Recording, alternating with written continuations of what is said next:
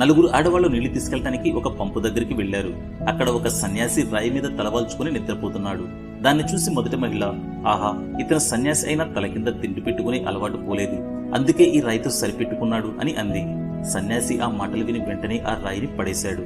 అప్పుడు రెండో మహిళ, ఇతను సన్యాసి అయినా కోపం ఏమాత్రం తగ్గలేదు, చూడు ఆ రాయిని ఎలా విసిరేశాడు అంది.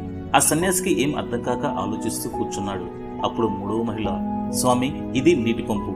ఇక్కడ మాలాంటి మహిళలు ఎప్పటికప్పుడు వస్తూనే ఉంటారు, ఏదో ఒకటి అంటూనే ఉంటారు. వారి మాటలతో నువ్వు ప్రతిసారి మారుతుంటే సన్యాసం ఎప్పుడు చేస్తావు అని అంది. కానీ నాలుగో మహిళ మాట్లాడుతూ, క్షమించండి, మీరు అన్నింటినీ వదిలిపెట్టారు, కానీ మీ మనస్సును మాత్రం సన్యాసాన్ని అంగీకరించలేదు, అందుకే ఇప్పటికీ అలాగే ఉన్నారు. ప్రపంచం మిమ్మల్ని దొంగ సన్యాసి అని పిలిచినా మీ మనసు చెప్పింది మాత్రమే వినండి, ఎవరి మాటలను లెక్క చేయకండి.